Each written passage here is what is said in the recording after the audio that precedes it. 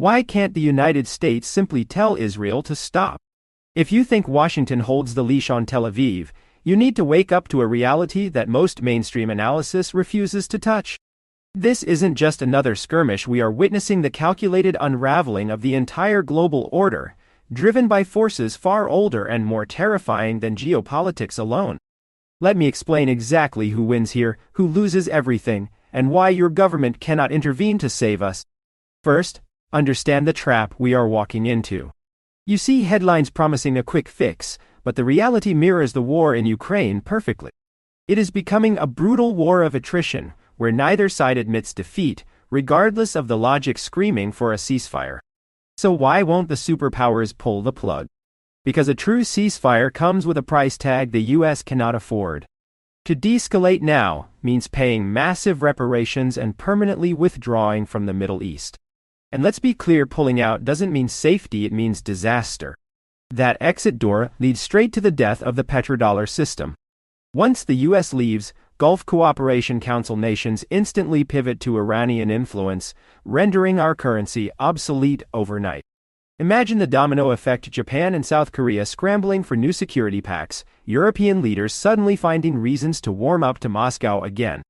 The cost of staying involved is astronomical, but the cost of leaving is total systemic collapse.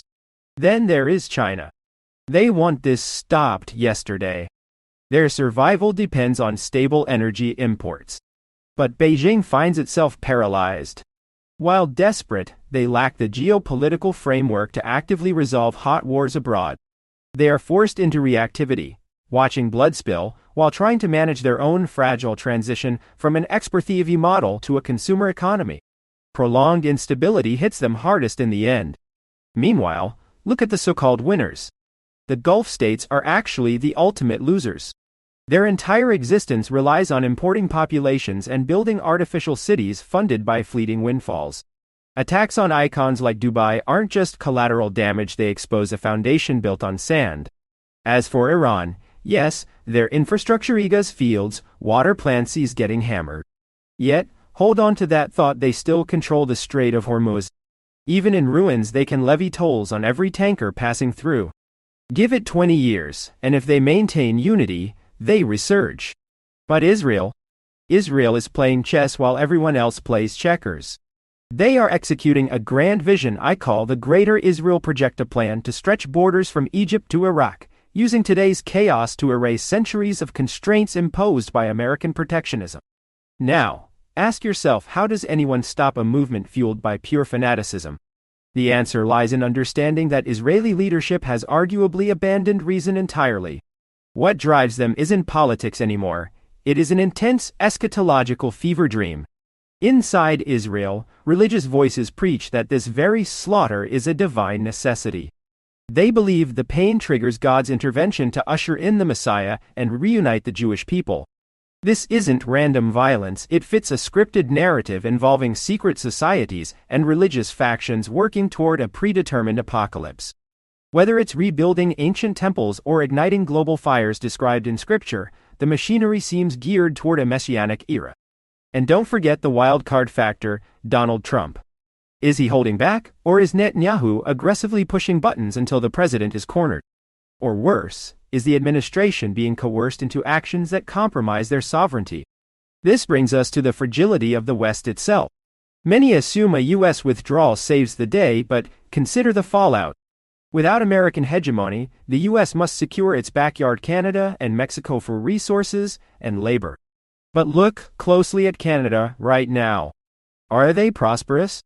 Look at the demographics, the erosion of culture.